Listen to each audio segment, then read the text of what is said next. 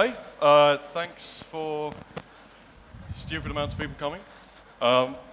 We are Sigtrap. I'm Luke, this is Gary, and we're going to talk to you today about, as you can see, designing motion for vehicular VR games. So Gary's going to talk you through. So yeah, just a bit of background about us. Sigtrap, it's a two-man studio founded by myself and Luke. We are based in Manchester, in the UK. We came together in 2014 to make Sublevel Zero, which was our debut title, which is a 6-degree freedom roguelike shooter. And we've worked on a few VR projects now that are both vehicular and non-vehicular based. And yeah, we are still working on the Rift version of Sublevel Zero. And yeah, that's pretty much us in a nutshell. So we're going to go through a few things. We want to sort of start talking about how we see the causes of sim sickness in VR. And that's from both a theoretical and a practical sort of standpoint. And we want to talk about practical solutions of how you can get around that in vehicular games. So there's no silver bullet here. VR is not perfect yet, and presumably never will be. So this is a set of concepts and tools that we've sort of come up with while we've been working on our games. So it's based on our experience, but it's also based on concepts from other people as well. So it's not a solved problem, and for different games you'll need different solutions. So like I say, this is kind of a tool set for you to hopefully look at and take away and use on your own. Okay, so starting off, I'm sure a lot of you have heard about the Uncanny Valley. So it's a term that's used in sort of CGI film, where as characters aim towards more realistic qualities, we start to see the flaws in the sort of characteristics in comparison to characters which may not appeal to realism. We see more of the good flaws. And so as an example, my phone's a bit weird. As an example here, you can see a character from Toy Story, Andy. He's unrealistic. This allows for us to see the good flaws in the good aspects of the character. There are no good flaws. And then in comparison, we've got a more realistic character, Jeff Bridges, or Clue, spoilers from Tron. And there's in comparison to his actual picture on the far right, there's something a little bit off there. There's makes you almost feel a bit uneasy. And this leads into probably a really interesting example of the dog from the lab. And it's something I absolutely love, this character. And it's clearly, it's not a dog, it's a robot, but it has these, you're seeing those good sort of personality and that character coming through. Where I imagine if you have more a realistic dog, you're going to be like, oh, that animation's a little bit off, and things like that. So it leads into VR as well. So here's some examples. Far left is Project Cars, which is the non-VR version. So traditional games, they can be immersive, but they don't put players in a position where they feel like they should be feeling forces. Where I think that's the sort of the middle ground that we've got with VR at the moment, where your brain is almost expecting to feel the forces as you are driving, the faster you go. And then the last example is just a real life guy with far too much money driving a Ferrari. So this kind of illustrates the quite well the analogy that we're trying to make there, that you have this uncanny valley in VR motion, where it's realistic enough to trick you into thinking it's real, but then you don't feel the forces and you feel those flaws. So it's a mismatch between what you're seeing and what you're feeling. And traditional games, while they might be immersive, they don't have that crossover into your presence, so you don't generally feel the need for that. So the way we see it, there's kind of a hierarchy of forces that cause problems in VR. And in sort of order of importance, the most important one is rotational acceleration. Rotational acceleration is the thing that you need to get right. If you get it wrong, people are going to feel sick, or at least a lot of people are. And again, as we'll touch on later, it's different for every player. Rotational velocity, so sort of a constant rotation, is not as bad, but you still need to be very careful with it. Linear acceleration is usually okay. You want to be a bit careful with it, but you can get away with quite a lot. And constant velocity is just generally not too much of a problem. Again, for some players. There are always going to be players who react badly to pretty much any of these. And in particular, the worst of these tends to be roll. So if you're moving the player's camera like this, that's not something we do in real life, except in very, particular circumstances where you would expect to feel motion sick anyway. So we don't deal very well with that, and you really want to be careful with roll, particularly in any of these situations. Yeah, so this is an example of how we had an Autolevel system in Sublevel Zero, and it kind of combines all of the worst things. So we've got the things that Luke touched on in the previous slide, but as well we've also removed that sense of player control.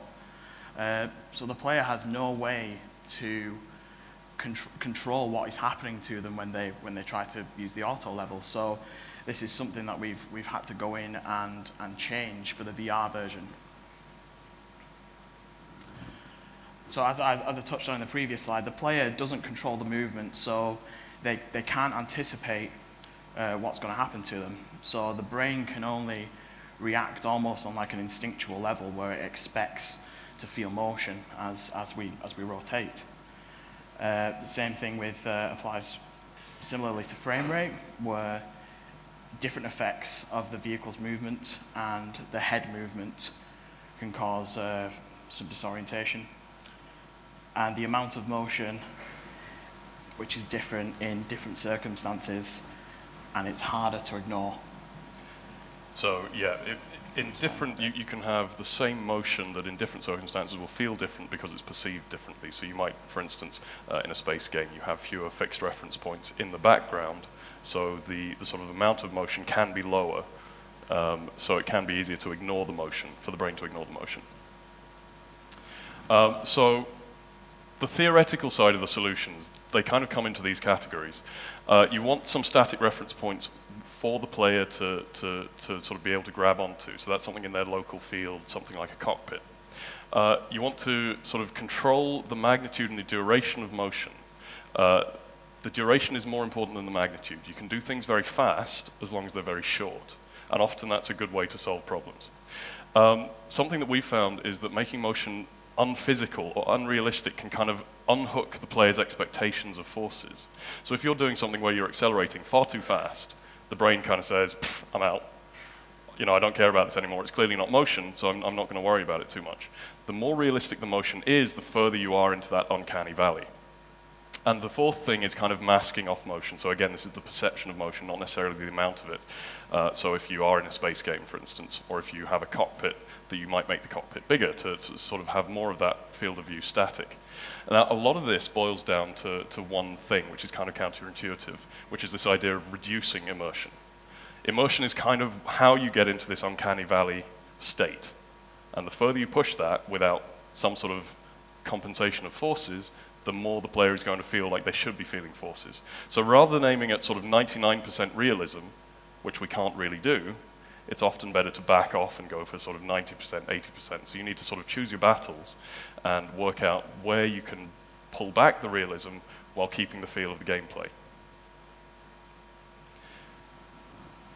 So, for static references, again, a cockpit. It's a major advantage of doing vehicular VR games. It's something you can't really do with first-person shooters so well, but vehicles have it down. So the thing that it does is it makes sure the player knows that the vehicle is moving and not them. So they're dissociating themselves from what their body would expect to feel, and they can kind of abstract that out a bit and ignore it a bit better. And again, this kind of ties into the hiding or masking of motion. If the cockpit is bigger, there's less motion going on in the frame. And it's not always a 1-to-1 ratio. If the player's attracted to something that is moving, then the size of the cockpit isn't going to matter much. But if you can attract the player's attention efficiently, then you can minimize that somewhat.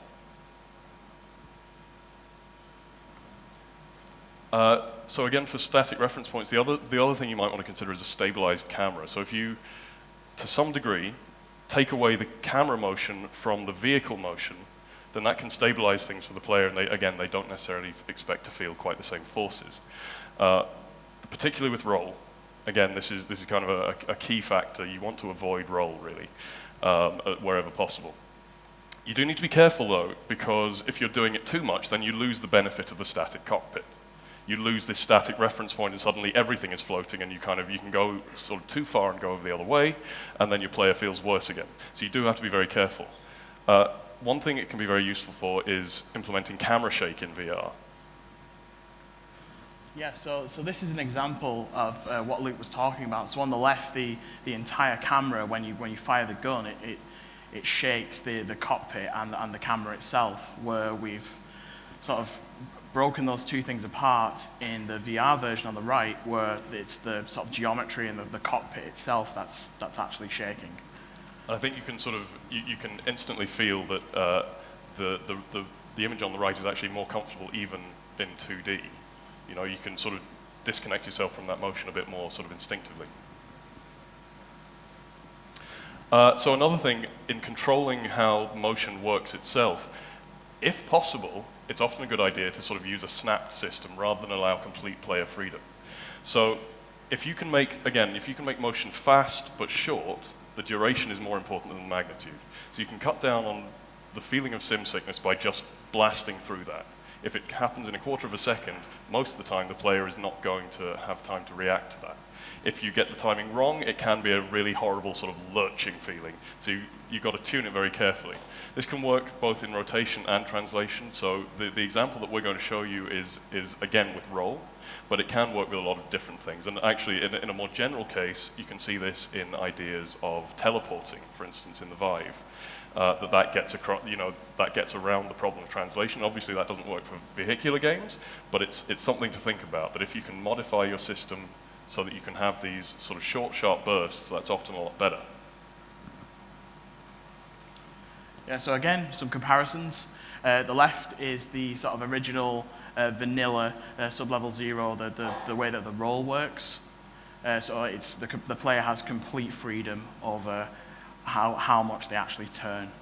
And we've gone for a more sort of snapped approach on the right, which is for the sort of the VR implementation. And you can see that it's a lot faster, but it happens much shorter. And on the left, it's a lot more sort of, there's more degrees of freedom to it. The player has more control, but then that makes it more difficult for them to get exactly where they want to go. So if you can sort of predict where they're wanting to go and do that for them, then in a lot of cases, and again, this takes a lot of tuning, but in a lot of cases that can really reduce the issues. So as well as the hierarchy of which kind of motions cause problems, we see different responses to different speeds in all of those types of motion. So again, with linear velocity, you can kind of get away with anything within reasonable limits. With linear acceleration, you want to be a bit careful with it, so you want to limit duration, so you want to increase the acceleration to get it done faster. Likewise, with rotational velocity, you want to keep it fast if possible, but you really don't want to have it in the middle. The middle is kind of the worst of both worlds. If you're rotating for a long time at a medium speed, you have the perception of the roll, the perception of the motion, sorry, and it also takes a while. If you do it slowly, you can sort of reduce the amount of sim sickness because you're reducing the amount of force that the player should be feeling, so they might be able to ignore that. The exception is roll. Again, roll is always pretty bad, even if it's slow, and that can actually be worse. So particularly with roll, you want to keep that fast. And with rotational acceleration, again, as with the snapping example that we've shown, you really want to do that as fast as possible in general. And there are always exceptions to these ideas, but that's the general sort of, if you're aiming to make things fast, it's counterintuitive, but that can work really well. So the other thing we were talking about is unrealistic motion. So this requires that you have really sort of solid control of your physics. The idea here is that you're backing away from the Uncanny Valley. You're saying, instead of making this completely immersive, completely simulation-like, we're going to make it a little bit off, a little bit more stylized, and then the brain is not going to instinctively say, I know how this motion works, and I know how this motion feels, because that's like real life. If you're talking about something unphysical, then the brain doesn't really know how to interpret it, and it kind of takes a step back, and you move away from that uncanny valley. So a lot of this is about high acceleration, as we've talked about. If you're making things particularly twitchy, bizarrely, that can work. So as I say, it does require tight control of physics. A lot of the time you may find that you're constrained too much by using the inbuilt physics.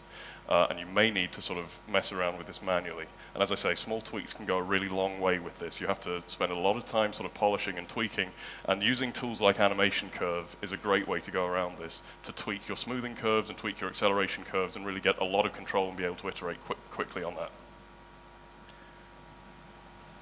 The other side of this is that actually physics can feel different in VR anyway.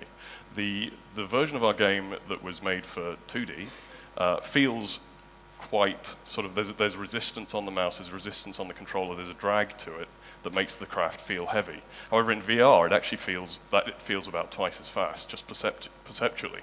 So you may need to alter your physics if you're doing a 2D game moving to VR. You may need to alter the physics anyway. So don't match it on the numbers of sort of your inertia and your mass. Actually, make sure that you test how it feels, and you might want to consider having those two different versions. I've been talking for a while. So as much as you might want to be rolling your own physics, you want to hook it into the Unity physics engine wherever possible. So this is just a really simple tip, but instead of manually changing the transform, the position, and the rotation, if you can calculate what your velocity and your angular velocity should be at that point, rather than sort of moving to a position or moving to a rotation, then if you can do it with rigid body, then that's a lot nicer, because that will hook into the physics engine, that will work nicely with the collisions, it will work nicely with anything else that's affecting the physics of that body, and you get a lot of stuff for free there.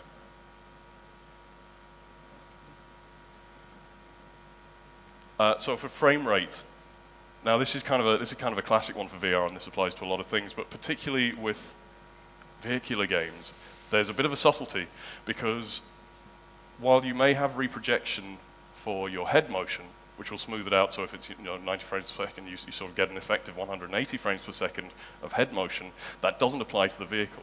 So if the vehicle is rotating quickly, there's no smoothing on that, because it can't reproject for the vehicle motion. So you've got to be careful with that, and you've got to sort of make your design decisions with that in mind.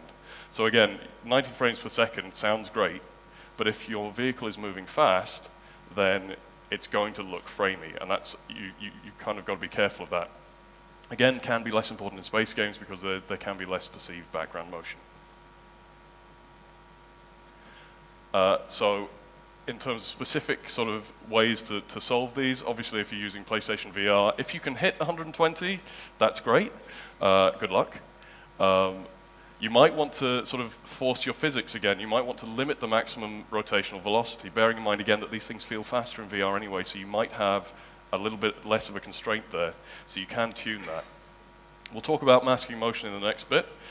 Something which is a bit controversial and we have played around with is motion blur. You need to be extremely careful with this if you're going to try it. The idea is that you do a motion blur filter based on the vehicle's motion, not on the HMD's motion.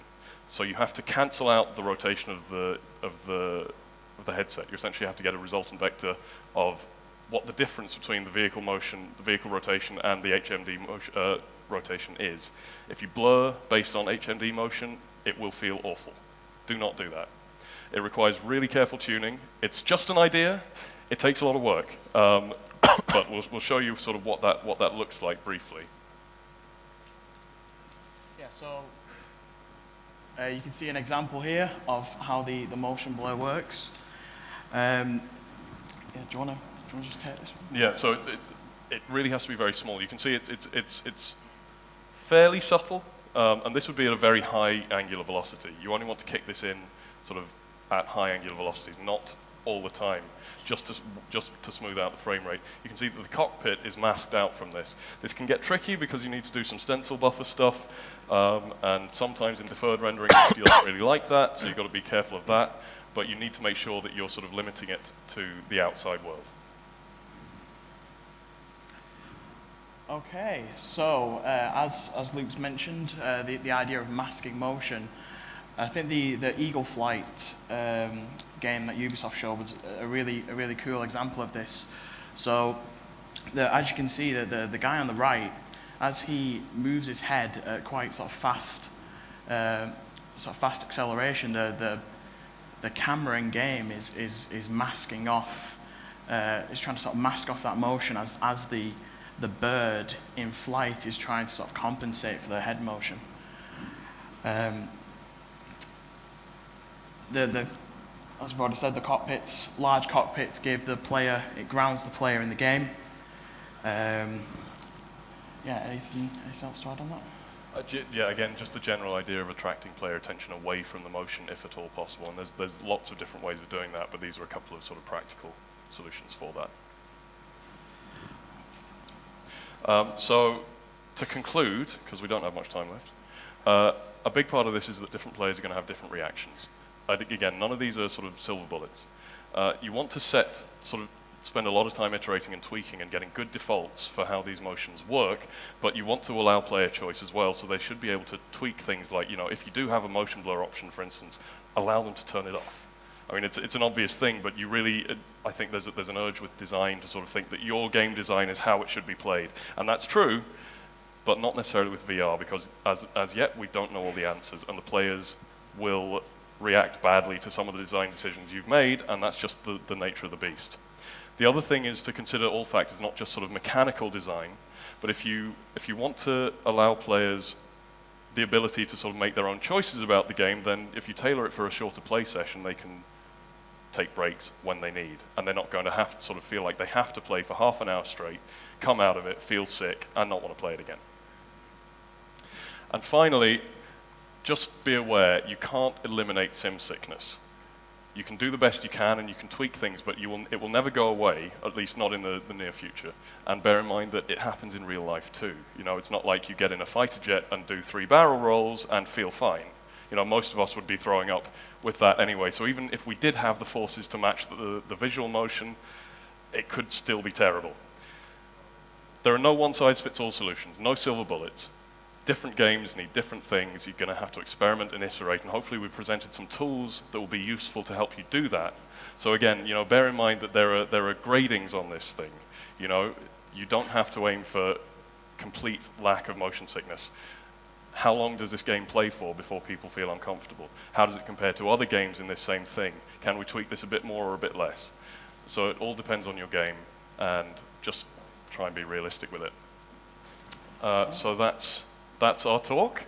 Thank you for listening, and any questions?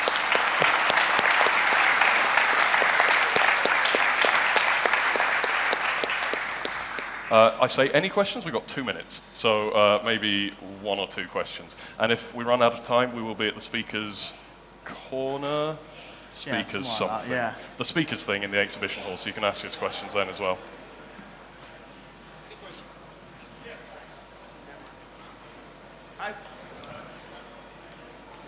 Hello? Hi. Just a very quick question. So if you opt to teleport the player for reducing sickness, motion, and everything like that, would you recommend setting up a kind of fade-in, fade-out animation, like switching to black on? Generally, am I on? Generally, yes.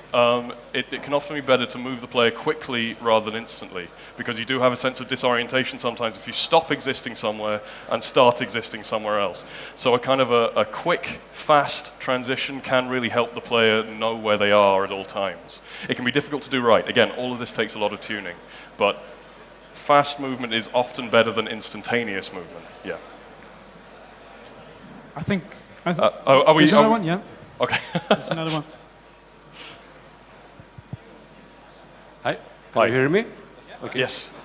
So, excellent presentation. Thank you for that. Thank you. All right, better. So, you mentioned something about if the motion is unphysical, it could help, right? The brain has this amazing capacity to adapt. That's true. Yep. Do you see that in play when you try going for the unphysical route and the player manages to adapt and it seems physical again? Well, we haven't experienced that yet. Obviously, that could happen, and all of these solutions are going to change over time.